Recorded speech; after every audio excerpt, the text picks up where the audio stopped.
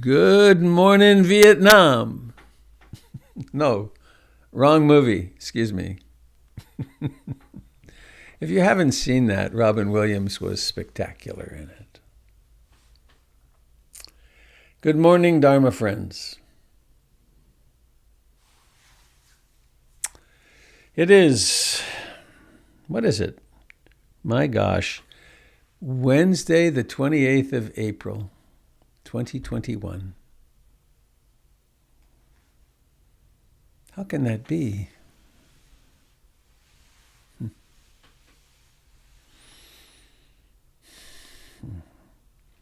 Well, I'm the person who identifies itself as Robert Beatty. I'm coming to you from Portland, Oregon, from my backyard in Portland, Oregon, in my beautiful little cozy house. This is a broadcast of the Portland Insight Meditation Community. And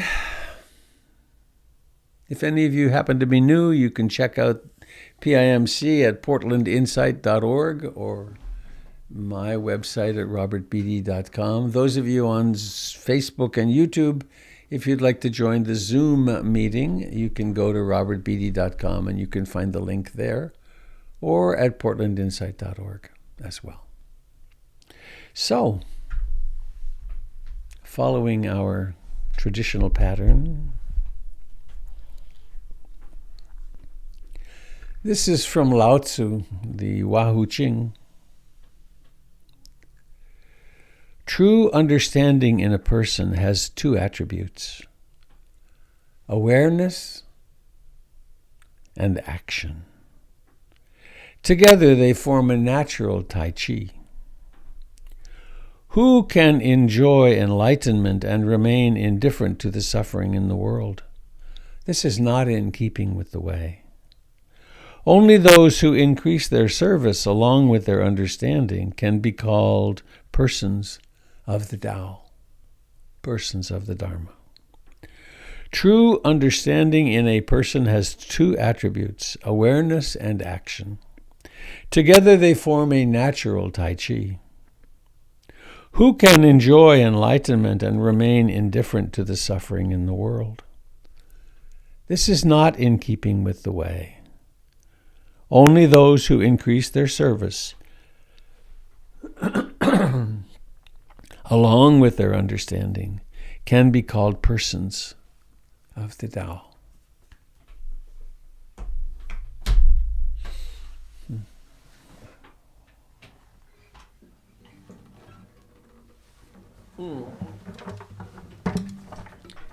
And in what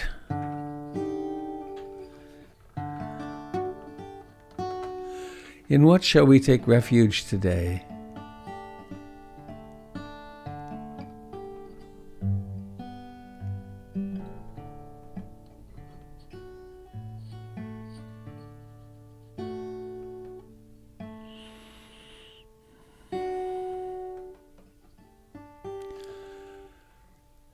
The Buddha.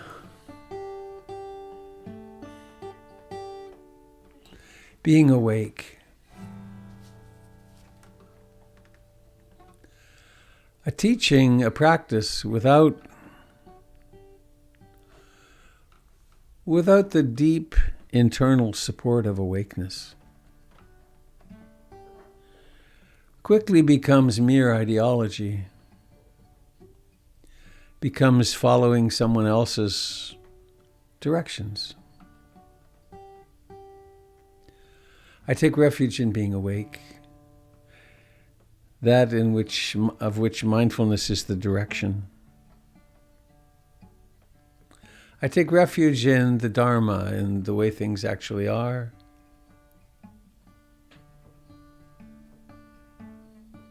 in that which is revealed when I go beyond thinking, beyond believing. And I take refuge in the Sangha. Traditionally, that's understood as the lineage of those who have gone before us and have awakened. But we broaden it. We take refuge in the Sangha that supports us, this Sangha, the Sangha of all life.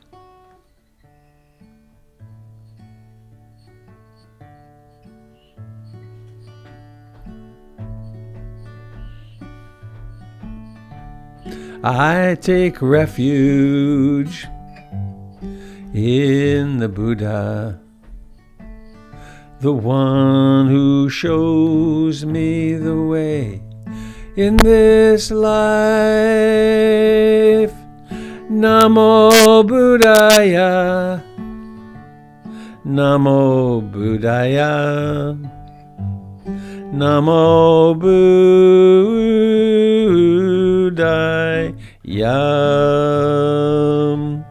I take refuge in the Dharma, the way of understanding and love.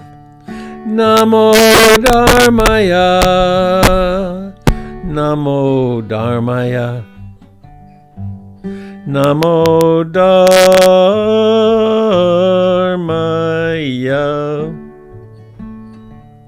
I take refuge in the Sangha, the community of mindful harmony. Namo Sanghaya, Namo Sanghaya, Namo Sanghaya.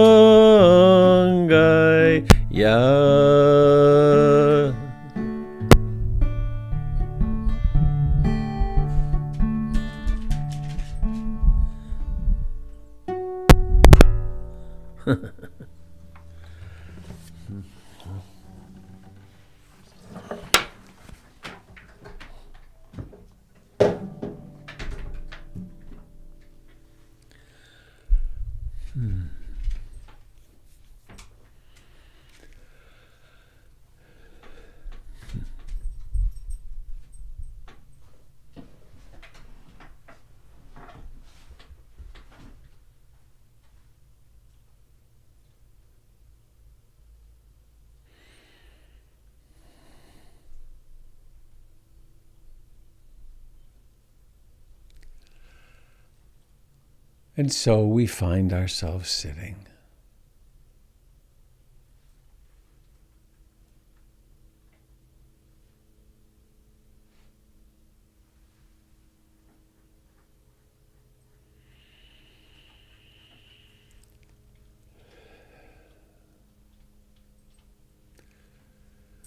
What is it that is revealed if we dare to be awake right now?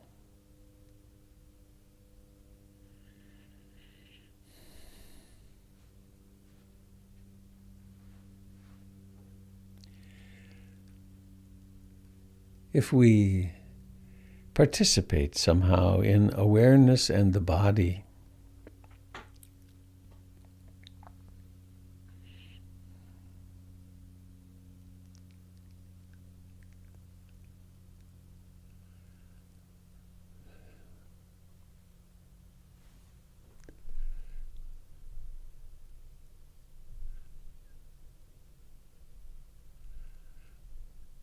where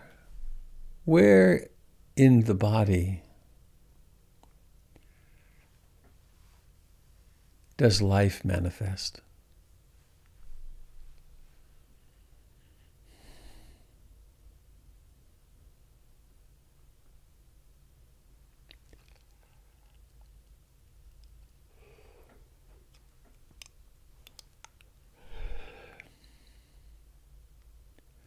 There is the pressure of the buttocks against the chair,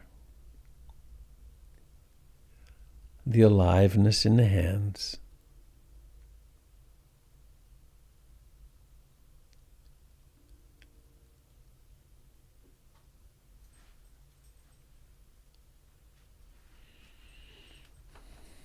The aliveness of the face.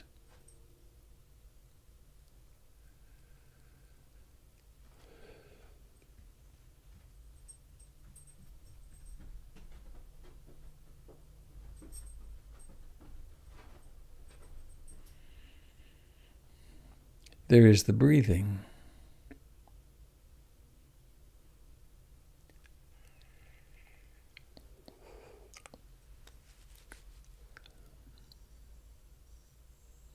Since the beginning of this lifetime, there's always been the breath.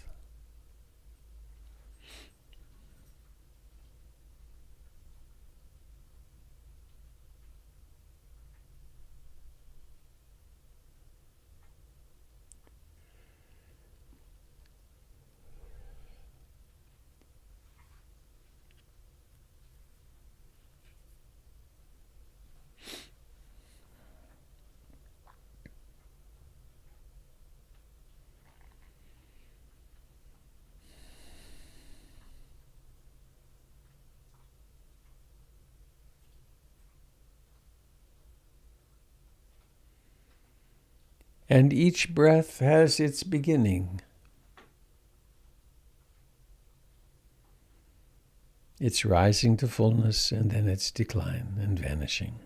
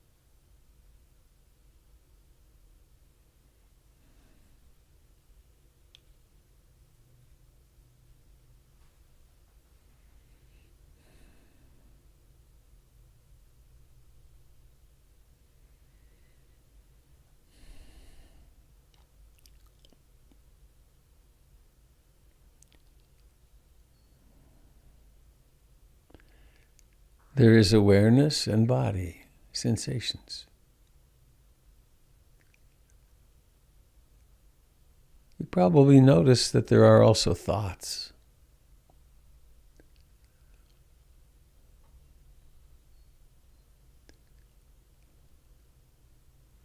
And the sense of presence, of I-ness, of nowness disappears, and we become lost in thoughts. We identify with them. There is no mindfulness of them.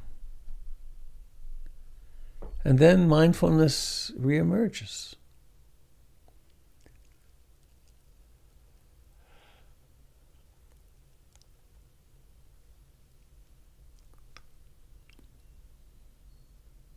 And there comes to be an understanding or a wisdom about thoughts.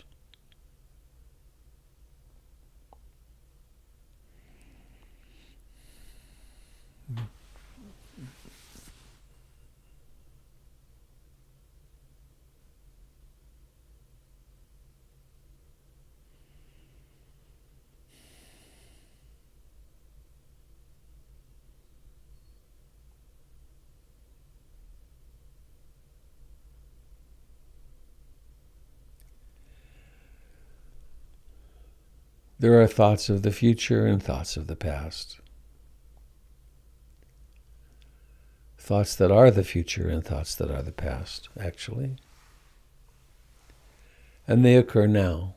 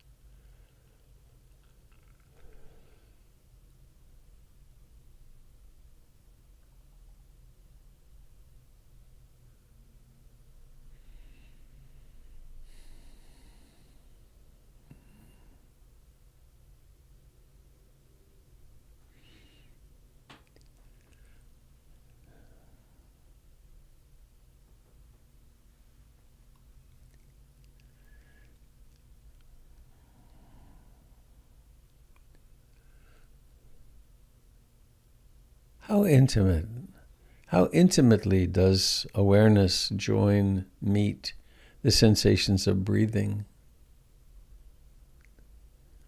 or the arising and passing of a thought?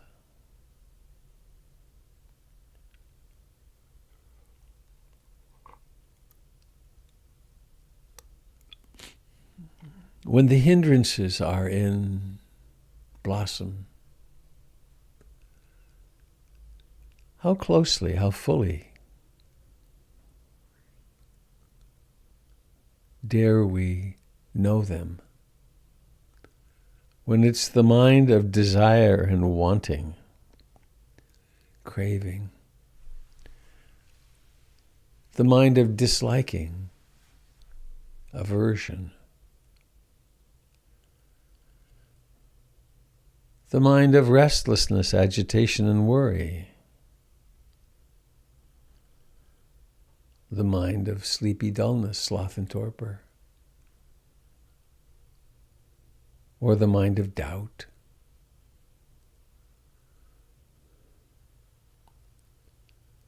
or the mind of fear, loneliness, jealousy,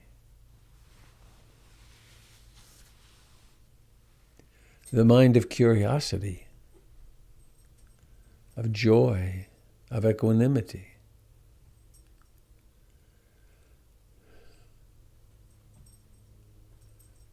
of concentration.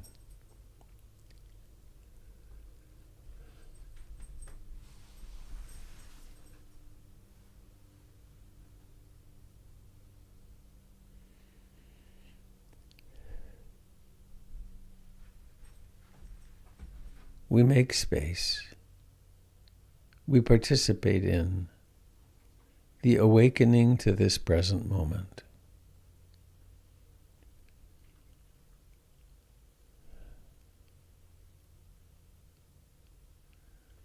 Using in-breathing and out-breathing as a kind of grounding point or guardrail to be here now.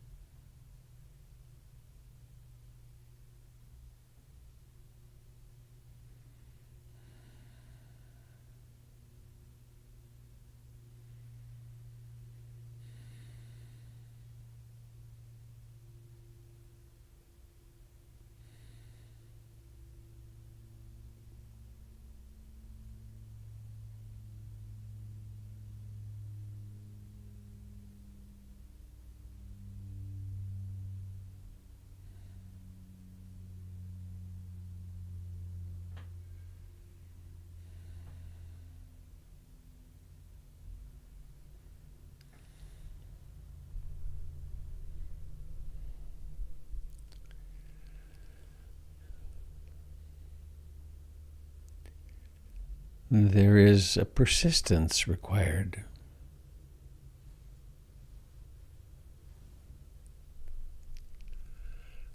Returning to practice.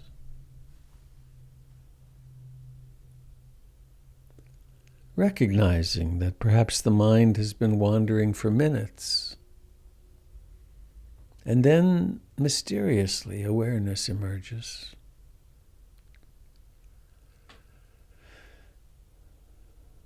There's no need and nothing to be gained from self-recrimination. What's wrong with me? My mind wanders so much. Is another wandering mind. Simply noticing what is. Awakening to thoughts, to stories, to emotions.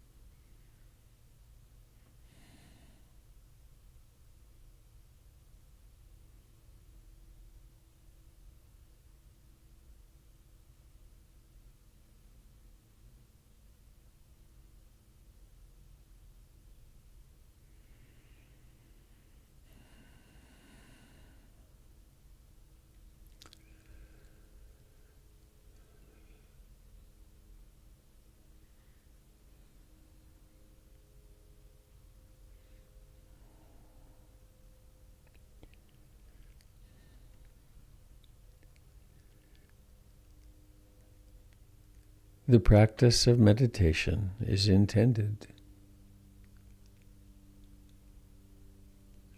to reveal what's really true to us.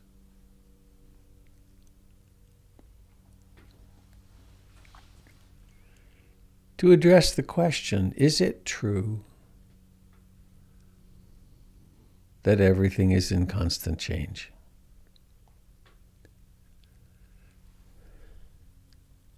Is that apparent now?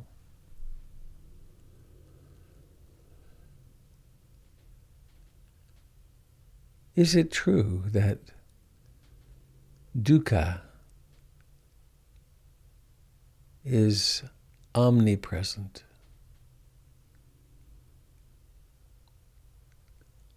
Whenever there's a self, there's dukkha. Is this true?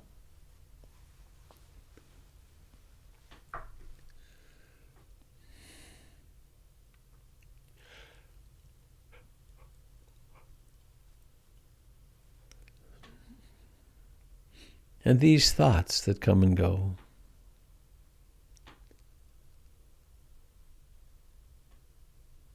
are they a self?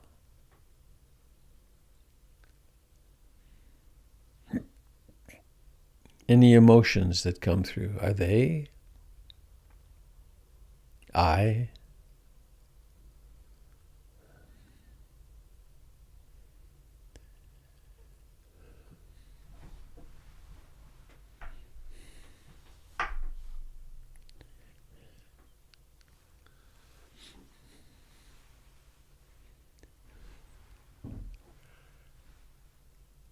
is this breath which comes and goes. I.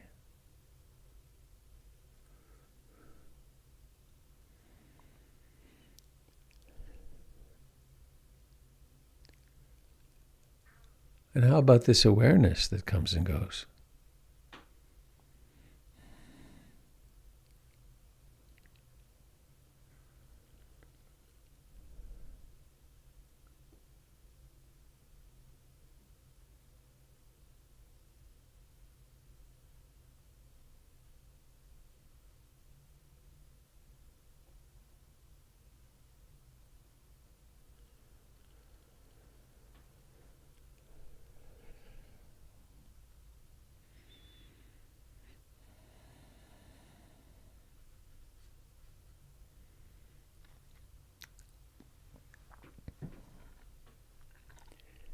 And let us bring with us, as the ground floor,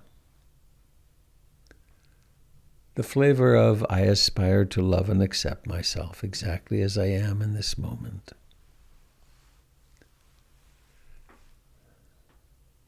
What does that mean?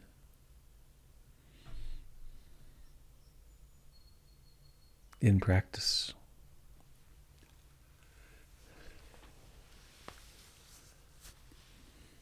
Stopping and paying attention reveals discomforts. Discomforts of the body, of the mind. Whenever I discover discomfort, I aspire to open to it and hold myself in sweet compassion.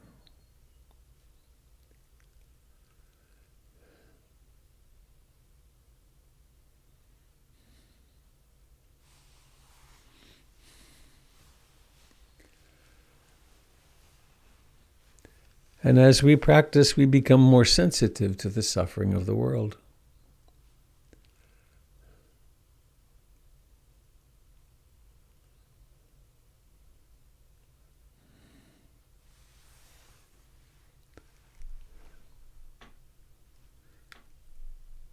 I aspire to become sensitive to and responsive to the sufferings of the world.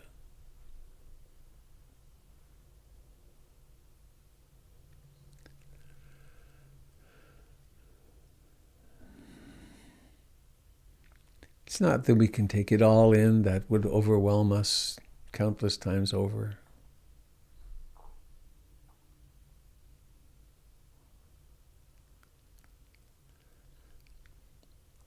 And when I encounter someone who is acting unskillfully,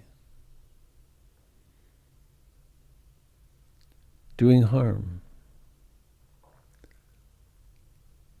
I aspire to hold them too in sweet compassion.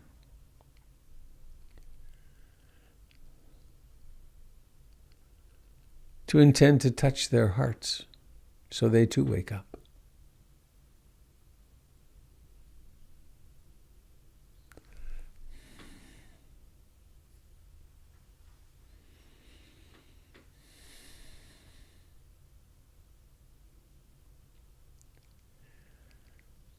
Coming home to the body that breathes.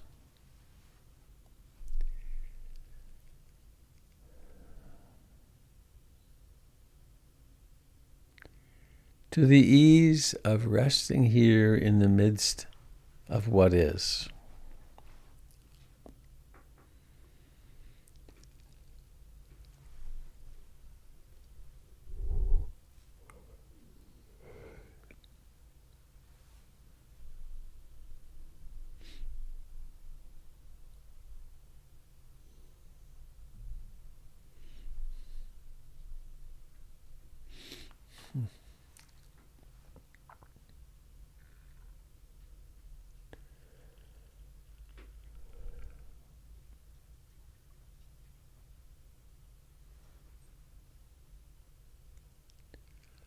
Acknowledging the radical aliveness which is the body, all the way from the tips of the toes to the hands, to the face, to the back. It's all alive.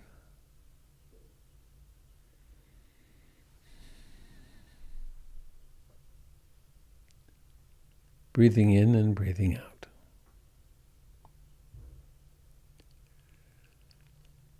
And please now let us bring awareness to the face. Let us let awareness mysteriously awaken in the face, in the cheeks, in the lips, in the eyes.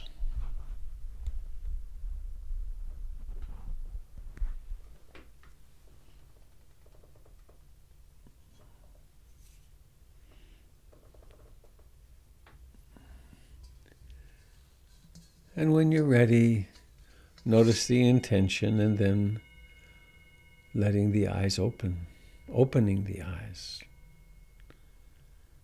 And with an intention of kindness.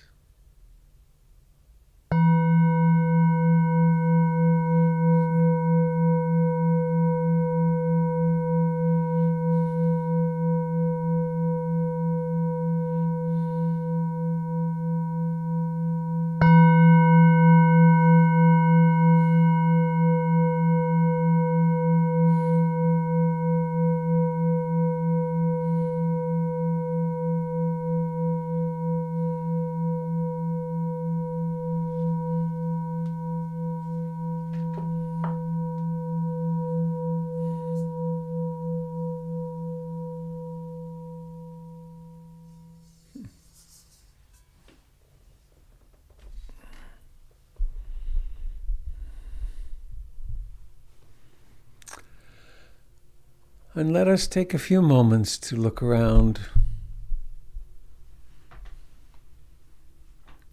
Human beings finding their way through a lifetime.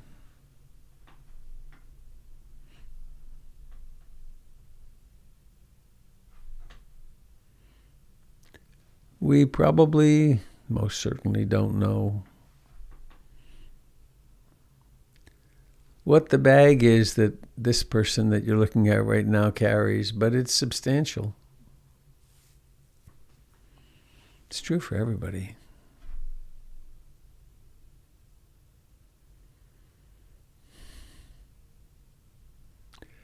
And so we millimeter our way toward sensing our participation with all of life and all beings. And each one of us carries our little piece of the cosmic pain, little to big to massive.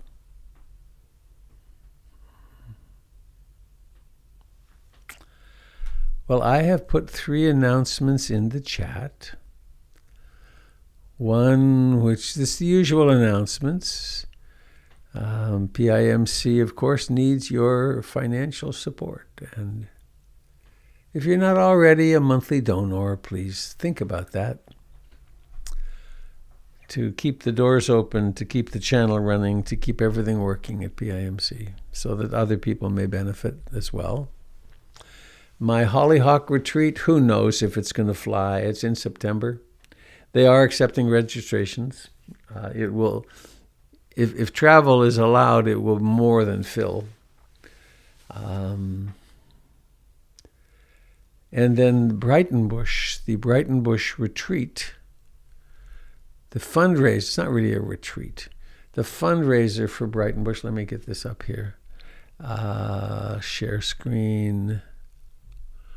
Here we are. They're calling it Restoring the Land, Renewing Ourselves. A virtual weekend from Brightonbush presenters. And turns out that I'm going to be the MC or the officiant, the thread that goes through the whole thing. My section on meditation is on Friday night. And then Sarah Joy Marsh is on early Saturday morning. And then Peter Moore, the CEO of Brightonbush, will speak about the fundraising and about the future of Brightonbush. And then Raphael Kushner, who I'd not met before, interesting fellow, The One Thing Holding You Back. And then in the afternoon, Ruth Williamson and Irene Kendall will be doing something they're calling Rising Strong. And then there's music on Saturday night. Where is it here? Colin Malloy is doing a benefit concert. And then Sunday begins with yoga and meditation with Sarah Joy again. And then Shantala will be providing music for a little while late in the morning, and then there's a break, and then it ends around noon. So I will not be teaching at PIMC this. I will be this Sunday, but not the next. So I hope you can avail yourself of that if it's of interest to you. And as I put in my description of my little meditation event, Brighton Bush is a planetary treasure. If there are places where healing truly happens, Brighton Bush is one of them. And so it's local, and it's something we can help bring back to life. So that's my announcements. And Alicia, you wanted to make an announcement this morning. If you will take the moment to do, I'm not sure I have sound. Just a minute here, spotlight. Let's see. Will you say something? Yeah. Oh, good, it works. Yay. Thank you. So thank you, and hello, Sangha. So I wanted to let everyone know that those of us in the Racial Justice Committee had a chance to meet in full last night to think more systematically about tonight's meeting. And one of the things that we recognize is that the discussion that has been initiated by Tempest's letter is very big, and certainly also sort of extends well beyond her letter. And that the process in our minds is really needing to be very iterative. So we're thinking about tonight's gathering as a community circle, but we imagine having a number of such circles to continue the discussion. So that being the case, I wanted to let everybody know that we decided that it was very important to center tonight's meeting on the BIPOC community. And that is both in recognition and to honor Tempest's open letter to the Sangha, as well as in recognition of the disproportionate harm and burden that the BIPOC community experiences in our society. So I just wanted to let everybody know that I'm going to send out a message to that effect to the PIMC connections and the Engaging the Dharma listservs. I will also send that message to those of you who have provided me with your email addresses previously in order to send you Tempest's letter. And just to sort of reiterate, the intention for this evening is to provide an honest but non-judgmental space for us to talk. So if anyone has any questions, certainly let me know. And I'll be sending out a message with the link again a little bit later this morning. Thanks. There's a question of where people can read the letter, Alicia, and I think if you put your email in the chat, you will send it out to them, to anybody who wants.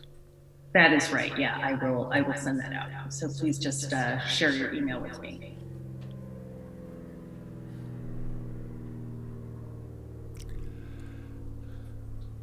So, what else is happening, dear friends? How is your practice unfolding? What is today bringing to you that you could bring to us?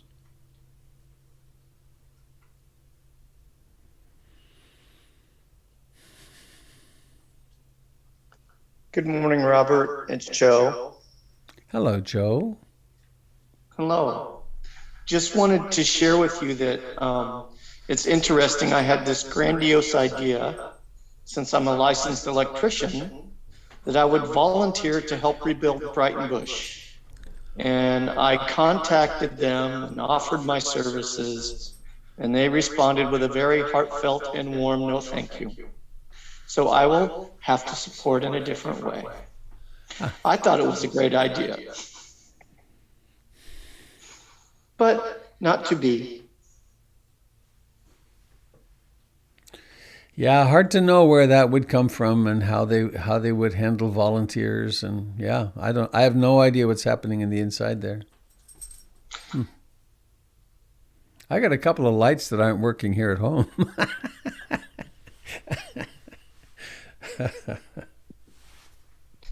Thanks. We can walk you through that anytime. All right. Thank No you. problem. Thank you. You're welcome.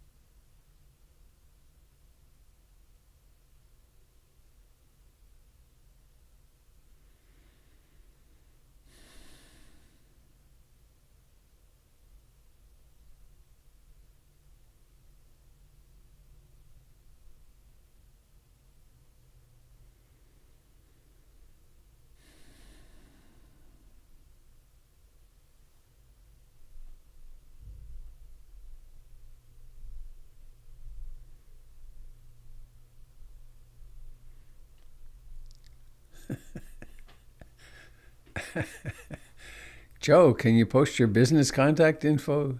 Second that. I could use the contact of a meditative electrician.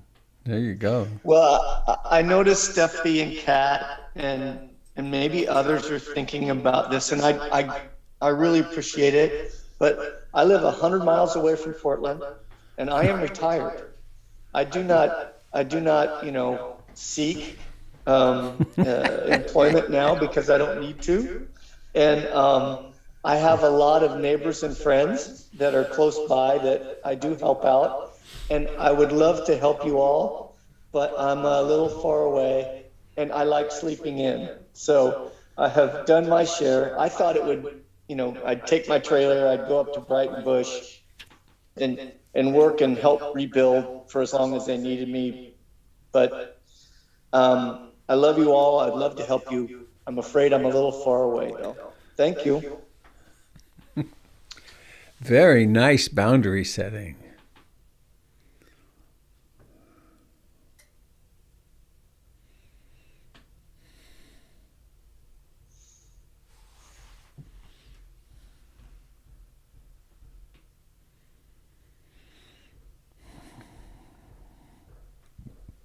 Mm-hmm.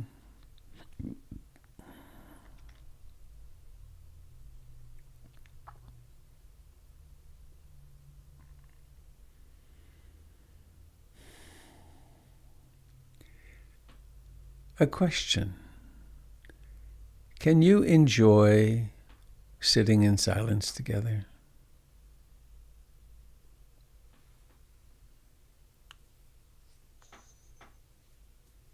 there's a kind of tyranny of the constant, intense talk. And it's been a long time coming for me to be able to sit in a group, particularly a group that I am, quote, the leader of, and to just let it be quiet. Which isn't meaning to say if you have something to share, please do share it. But just being present with whatever is.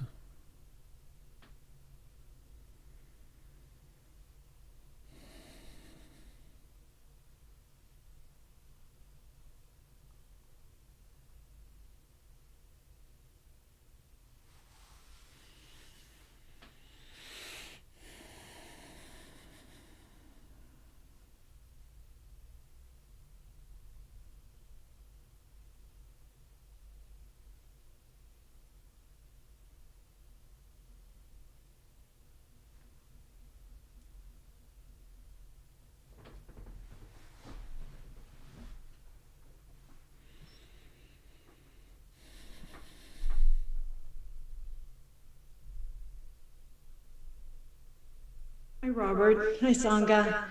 Hello, Catherine. Hi. I just wanted to share. I've been fully vaccinated, but my daughter, who lives with me, was diagnosed with COVID yesterday. So I'm just kind of reeling. I've been exposed, and I need to be in quarantine now. So my risk of getting it is not high, but I'm just kind of reeling with this. And I noticed today in the meditation, lots of times, I'll have a thought and it'll come up and go away. Today, I was really very fully experiencing intense feelings coming up. And I could feel them coming up, and then I saw that I could rechannel these intense feelings into just energy that I could use. Oh, sorry, my dogs. It's just that energy I could use in a useful way rather than being stressed out or scared or angry but it's going to be a challenge. I'm so tired of living this very small COVID life, and now it's just about to get a lot smaller for the next 2 weeks. Mm-hmm. And so I'm so grateful for the Sangha. The world is a window into the world, even more now than ever, I guess. Yeah. But it's just been I just have to say, it's just been a horrible year. There have been so many things. Like, you guys know about, my mom and now this, other things too. And we are all just, wow. It's just been, it just keeps coming and coming and coming. And I'm grateful for meditation. It does keep a buoyancy to it all, but I'm floored with what we've all we've been through and we keep going through, and the politics, and oh my gosh, it just goes on and on and on. It's just, wow. Samsara. Yeah. Yeah. I did have a thought. When you spoke of, I forget, making use of the energy somehow, or another way of thinking that might be not that you do anything with it, but that you awaken to what it is. Because you don't then need to be creating a self that is channeling this energy or doing something like that. You could simply notice that here's at one level, it's emotion. Right. Well, what's emotion? Well, there's thoughts, perhaps. There's sensations in the body. So we get into the thoughts, and we can easily get lost in the thoughts, and then that further sets off the the emotional cycle. And or you could become really curious, where does this exist in my body? And then by extrapolation it goes to, is this personal? Hang on a second, I'm going to do something. There, mute. And that's good for 2 weeks. That's good for 2 weeks entertainment at least. Thank you. Yes, it's true. Oh my gosh. So there's that. It's not an intellectual pursuit, but the pursuit of so here's this emotion, and what is it? There's frustration and anger and sadness and despair and all these different things. And then there's this. So this on top of my mother and on top of this, it's like it's too much. And then we can get into the whole papancha, mental proliferation of that. And so there's the possibility also to back up and notice and simply watch that unfold. And then there's the question: is this myself? I have this is the story, and it's a compelling story. And ain't it awful, and poor me and poor us, and all those stories, and they're all true in the mind. And the practice is all about allowing them to be what they are, and to recognize how impersonal they are. And every micron of moving in that direction is a diminution of suffering. It does feel really personal right now. Yeah. Although, so yeah, that's really good. Yeah. This, how do I say this? This teaching in itself is not a social remedy. It's not even a psychological remedy. It's the remedy of waking from the dream. It's the remedy of recognizing that, in fact, there's no one suffering. Wow. This is not, and it's not a popular idea. Yeah. Because the level that we want to engage at is personal, political, social, and we're very deeply convinced that if we get our political and social ducks in a row, then everything will be okay, and dukkha still prevails as long as we are identified with this separate identity. And so you're in a powerful position. You have 2 more weeks of retreat. Yeah. Lucky you. Lucky me. I don't mean, and I hear what you're saying, because I don't mean personal. It feels personal, like poor me. I don't feel like a victim and, oh my gosh, why me? It feels like it's really happening to me, though. Like, okay, right. These things have really happened to me.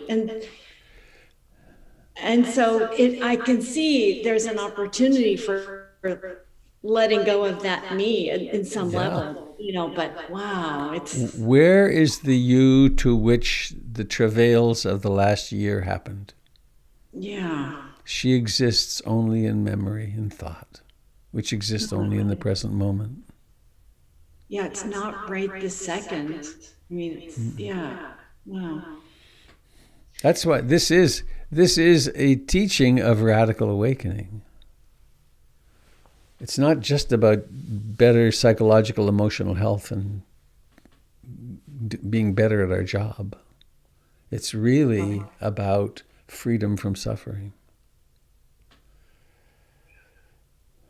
Freedom from this concept of self. Yeah. And there's a really interesting book by Ayakima. I don't know that I recommend reading it. It's a good book, but I love the title, which is "Who is Myself?" Mm-hmm.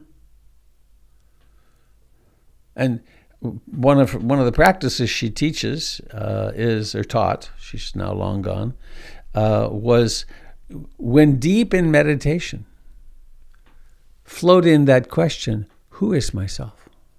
Mm-hmm. Well, I'm this, I'm that. I'm opposed to this. I like this. I don't like that. This horrible thing has happened to me. This really nice thing happened to me.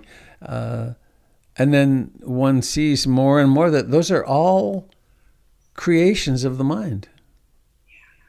And who am I really is none of that. And, it can sound like an airy-fairy, off-the-wall, extreme thing, but in the circumstance you're in right now, you're perfectly positioned to examine that. And like, why is this happening after a whole damn year of this? Why this now? And that's interesting. Why not?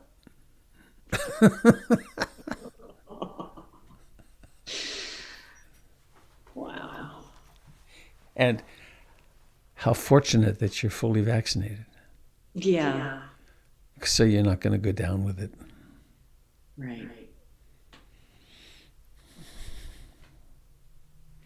And you can contribute to the statistics pool that those who are vaccinated don't get it, don't get sick. That's good to support. Yeah, that's a good opportunity for me. I'm gonna. Right, it's a service to the world. Yeah. Oh my goodness. And how unfortunate. How's your daughter doing? She just started, right? So you don't know. She feels like she has kind of a bad cold, I guess, sort of flu-like, and she has had one vaccination, but she'd had it maybe 5 days, and she even thinks maybe she was exposed when she got the vaccination, because she's the most conscientious person I know. I mean, that's the irony of it. It's like, wow, she's been kind of shepherding me and my family. We're all like, no, much of a risk, and so there's an irony here. But so I think I'm just hopeful that it's going to be, Mild. Yeah. Probably will be. I mean, the odds are. Yeah. So I hope that's some help. It is. Thank you. Thank you very much, Robert. Thank you.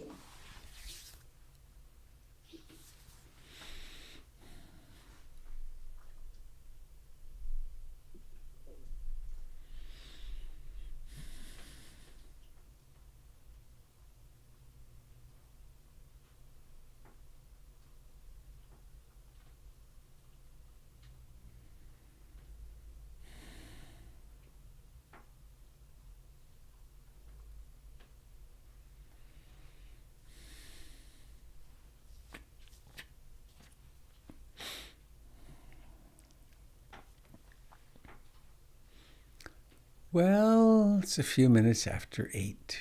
Anybody sitting with something you'd like to share? No birthdays?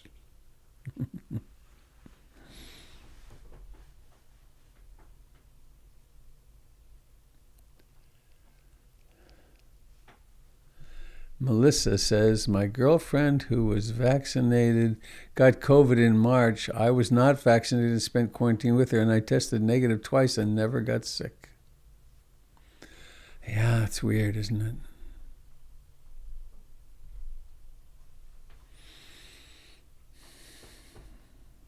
Good morning, Robert. My son, that's Jessica. Hello, Jessica. Hey. And thank you, Catherine, for sharing that, because that spoke to a lot of just random thinking that's happening lately. And I'm sorry. I think yesterday, Robert, you had mentioned about, hopefully I'm remembering this correctly, when we really focus on concentration and we're really trying to strengthen concentration, sometimes we can almost like, if I remember it right, we can almost sink, like we can go too far.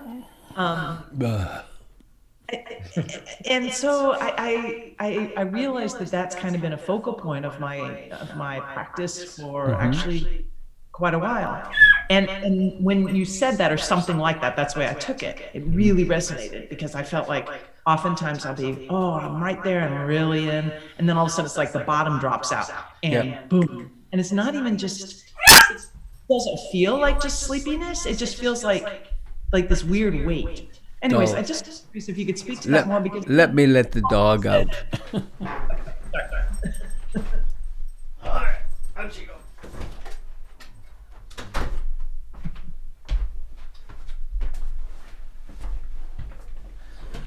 Yes.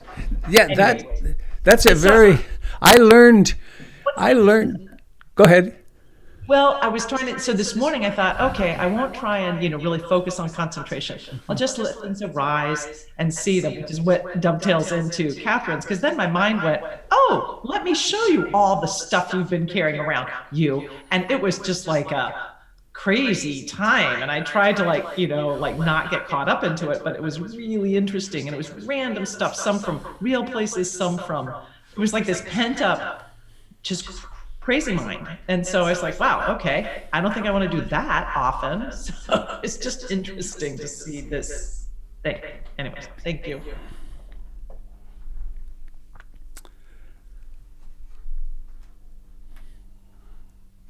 The model would make it look as though it's very linear. The practice would make it clear that it's an art. And we do, in time, with experimentation, develop the capacity to have enough concentration to stabilize the mind, but not so much that we go dull, or not so much that we suppress everything. And I'm remembering way back when I was doing my guru trip, cult trip. A fellow came to the retreat center. He came for a month of meditation, and he was a TM meditator, and he had been a TM meditator for years, and he had never missed a day. Now that's a danger warning when a person has never missed a day. Life never intervened enough to miss a day. Anyway, and my teacher, Sujata, had him doing a traditional Burmese model, which was sit for an hour, walk for an hour, sit for an hour, walk for an hour, about 12 to 16 hours a day. And he didn't want to walk because he had learned in his practice to go into a kind of trance state and not be bothered. And Sujata insisted that he do the walking, and he became more and more agitated until after about 3 days he was flipping out. And he realized that he was terribly unhappy in his marriage. He hated his work. He had no relationship with his children. His life was in uproar, but he was not.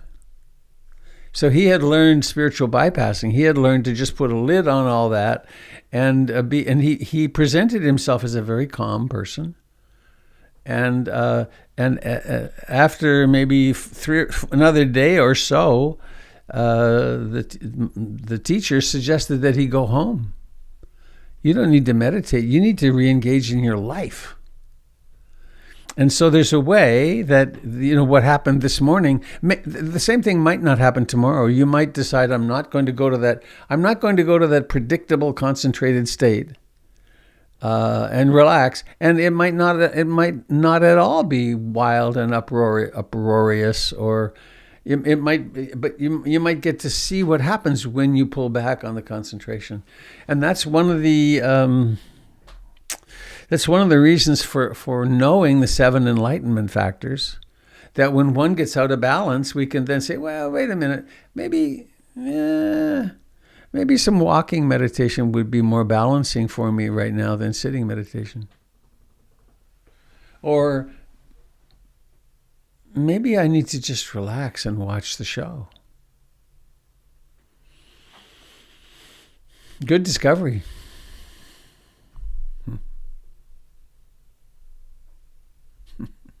I had an event, this again decades ago. I was on a retreat with Jack Kornfield.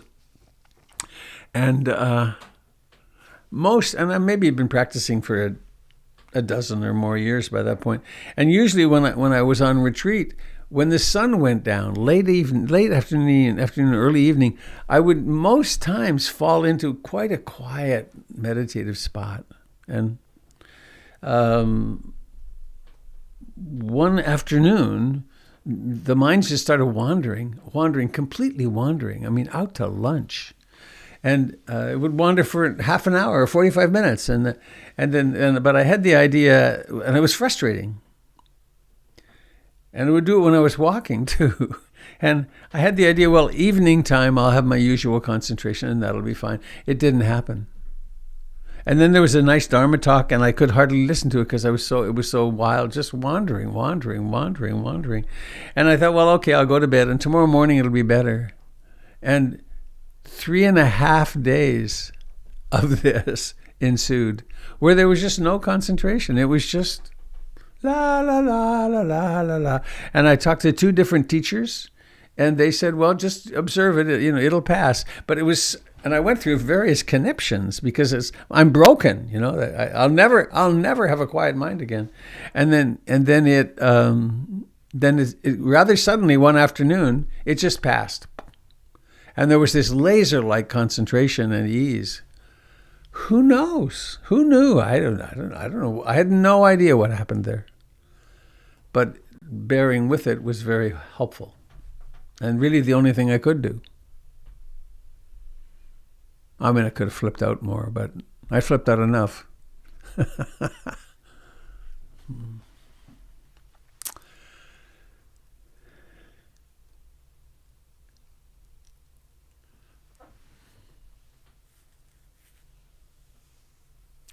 It really is an art that we develop over weeks, months, years, and decades.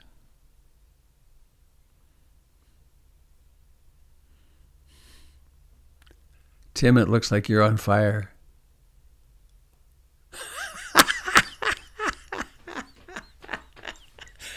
I can't hear you. You're muted. I'm smoking a cigarette and there's smoke coming out. I knew that. It was just very funny. I don't do this because there might be somebody that's trying to quit smoking that's going, oh shit, I want a cigarette too. Uh-huh. Good idea. Thoughtful.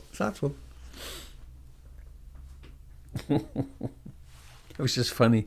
There's the clouds in the sky and then smoke.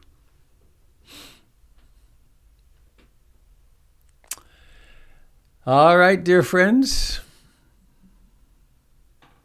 I will see some of you this afternoon or late afternoon at the meeting. See some of you at the class tonight. I hope you have a wonderful, mindful day and that the Dharma is luminous for you. Shall we sing? Remembering.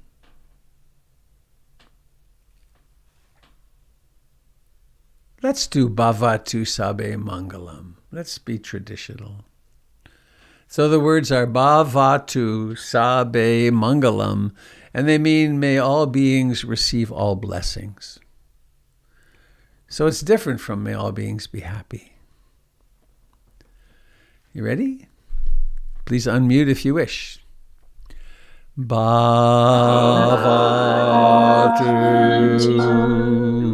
Sabe Mangalam. Bhavatu Sabe Mangalam. Bhavatu Sabe Mangalam. Sadhu, sadhu, sadhu. I love the harmony of it all. Caffeine. Thank you. Bye. Bye-bye. Bye, everybody. Love. Thank you. Have a good day. Happy